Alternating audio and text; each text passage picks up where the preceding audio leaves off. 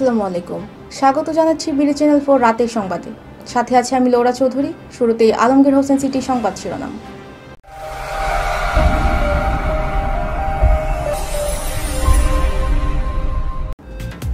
কিশোরগঞ্জের করিমগঞ্জে ছুরিকাঘাতে যুবক নিহত। হজ শেষে বাড়ি ফেরার পথে সড়ক দুর্ঘটনায় আহত 4 হাজি। নান্দাইলে পরিকল্পনা মন্ত্রী স্বেচ্ছাধীন তহবিলের 10 লাখ টাকার চেক বিতরণ।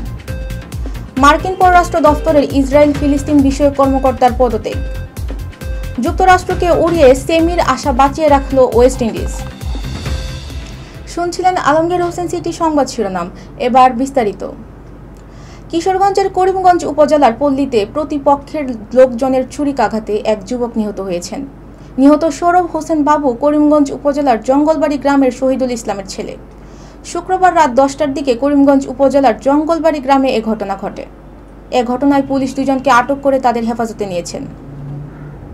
কিশোরগঞ্জের হোসেনপুরে হজ শেষে বাড়ি ফেরা 4 হাজিকে বহনকারী একটি মাইক্রোবাসের সাথে একটি লরির মুখোমুখি সংঘর্ষের ঘটনা ঘটেছে। এ দুর্ঘটনায় 4 হাজি সহ 6 জন আহত হওয়ার খবর পাওয়া গেছে। আজ সকালে হোসেনপুর কিশোরগঞ্জ সড়কের নারায়ণডহর বাজার এলাকায় এ দুর্ঘটনা ঘটে। ময়মনসিংহের নান্দাইলে পরিকল্পনা মন্ত্রীর অবসরপ্রাপ্ত আলহাজ মেজর জেনারেল আব্দুস সালাম এমপির স্বেচ্ছাধীন তহবিলের 10 লাখ টাকার চেক বিতরণ করা হয়েছে। আজ নান্দাইল উপজেলার প্রশাসনিক সভাকক্ষে পরিকল্পনা মন্ত্রীর উপস্থিত থেকে উপজেলার বিভিন্ন প্রতিষ্ঠান ও দুস্থ ব্যক্তির অনুকূলে সর্বনিম্ন 10,000 টাকা থেকে সর্বোচ্চ 50,000 টাকার চেক অনুদান হিসেবে বিতরণ করেন। এবার জীবনদীপ হেলথ সেন্টার আন্তর্জাতিক খবর।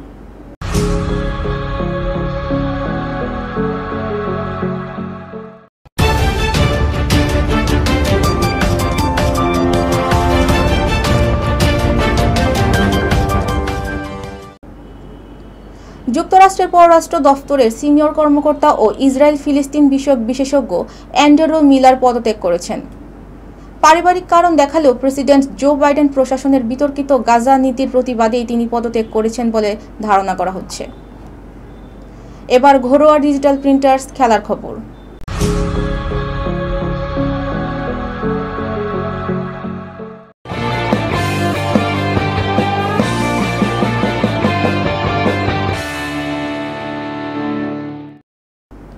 বোলিংয়ে কাজটা অর্ধেক করে দিয়েছিলেন আন্দ্রে রাসেল রস্টন চেজরা।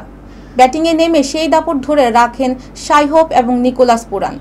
বিধ্বংসী ব্যাটিংয়ে 55 বল হাতে রেখে জয় নিশ্চিত করেছেন এই 2 ব্যাটার। দর্শক, এই ছিল বিডি চ্যানেল 4 রাতের সংবাদ।